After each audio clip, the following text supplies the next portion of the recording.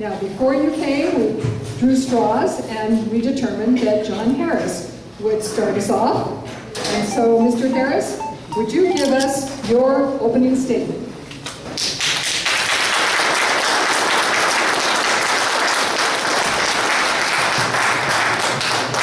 Good evening, I'm John Harris. I'm running for City Council Ward 2. My campaign is built upon 4 critical points that cast a very dynamic and compelling vision for this ward. Number 1, small business. Number 2, safety and security. Number 3, legacy. And number 4, unity. Number 1, business. Me and my wife are very humble and thankful small business owners. We operate a growing and vibrant medical practice. I'm also versed and experienced in nonprofits. Those two come together to give me a sense of strategic balance and knowing how to gauge responsible, good commercial growth for our ward. Number 2 is safety and security. As I knock on over 850 doors throughout the ward, it is common for each one to tell me in each portion of our ward, they want to get rid of the nebulous and most of all meaningful crime that has caused the standard of living to drop. And so I've been successful in giving out some practical and pragmatic answers in other parts of the ward that I want to bring as a template and reference for Ward 2. Number 3, legacy. I'm the only candidate in this race that's born, raised, and educated in Ward 2. That gives me a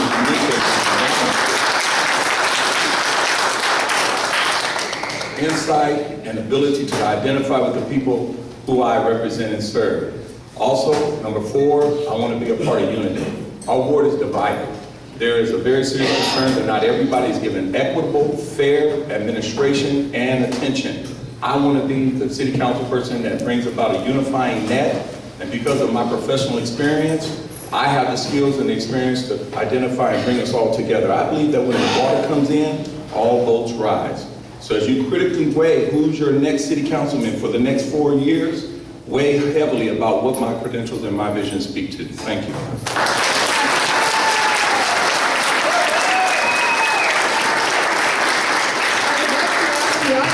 To hold your applause so we have more time for our questions. So we have our next candidate's opening statement. Mr. Melenda, address.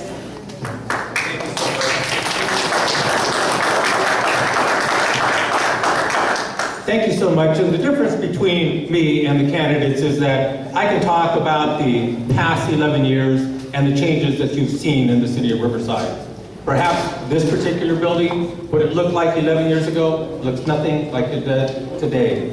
We have seen tremendous improvements with our seniors. We've also seen tremendous improvement out in our parks as well as our rec facilities.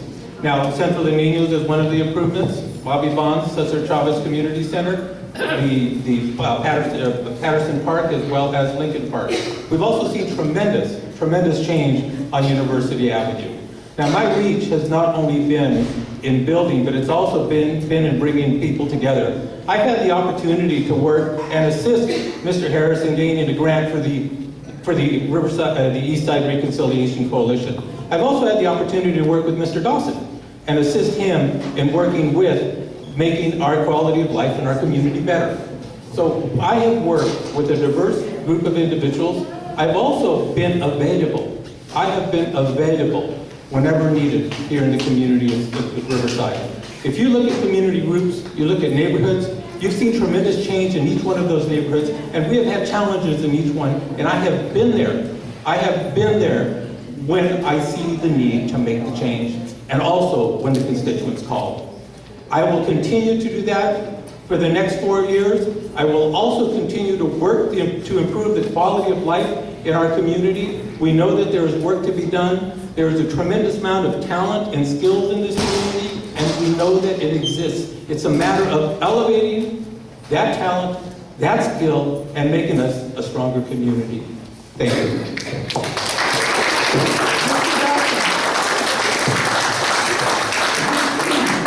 Hi, my name is Kevin Dawson, and I too am running for Ward 2 City Council.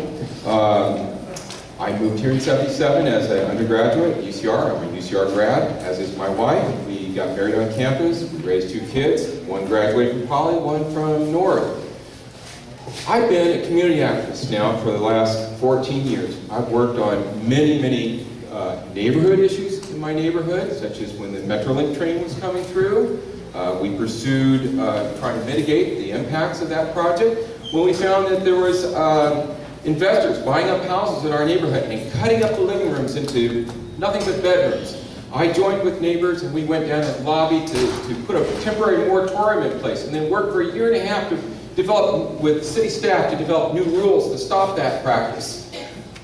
My activism extended into city issues, in looking at issues of finance and ethics and illegal activities. And one of the reasons I'm running is because, I was finding inconsistencies in the finance. Measure Z, everybody wants to talk about how to spend the money, but nobody's talking about how did we get into a financial crisis that needed a Measure Z. Well, I tell you, it didn't happen overnight, and it didn't happen without warning. My friends and I, we brought these issues of financial impropriety to the city council, and we were ignored. We were ignored, okay? So,